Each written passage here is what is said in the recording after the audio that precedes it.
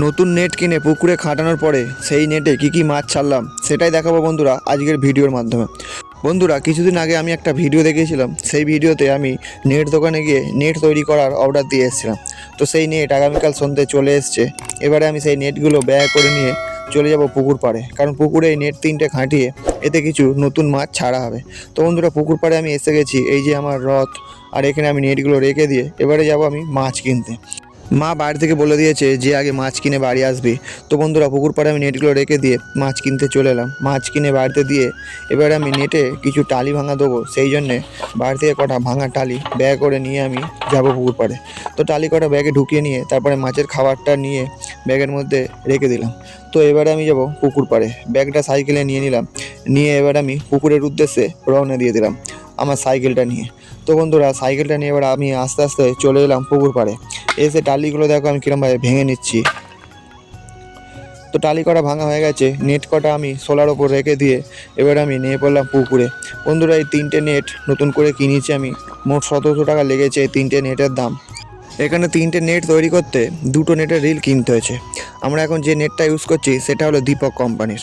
তো বন্ধুরা 2টো নেটের রিলের দাম পড়েছে 1500 টাকা, আর খরচা পড়েছে 200 টাকা সেলাই চার্জ।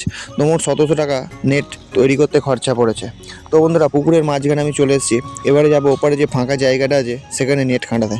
বন্ধুরা পুকুরে পানা মরা বীজ দিয়েছিলাম, কিন্তু পানাগুলো এখনও সেভাবে মরেনি।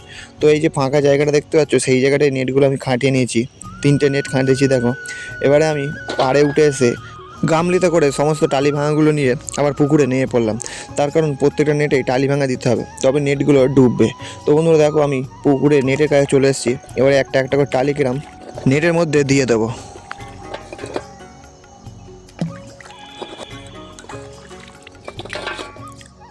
তো বন্ধুরা দেখো প্রত্যেকটা নেটেই আমি টালি দিয়ে দিতে প্রত্যেকটা নেটই ডুবে গেছে। বন্ধুরা তারপরে আমি যাব এই নেটের পিছন দিকে একটা নেট আছে, সেই নেট থেকেই মাছ এনে এই নেটগুলোতে ছাড়া হবে। তার কারণ আমার ওখানে 2টো নেট আছে, যে নেটগুলোতে বাচ্চা মাছ ভর্তি হয়ে আছে। বন্ধুরা এই মাছগুলোর নাম হলো জ্যাবরা। এই মাছগুলো আমি ঘরেতেই বাচ্চা তুলেছিলাম, এগুলো সব আমার প্রোডাকশানেরই মাছ। তো বন্ধুরা এই মাছগুলো অল্প জায়গায় থাকার কারণে বড় হচ্ছে না, তাই জন্য এই 3টে নেটে মাছগুলোকে চেলে দেওয়া হবে। তো মাছগুলোকে আমি নেট দিয়ে ধরে গামলিতে তুলে নিয়েছি।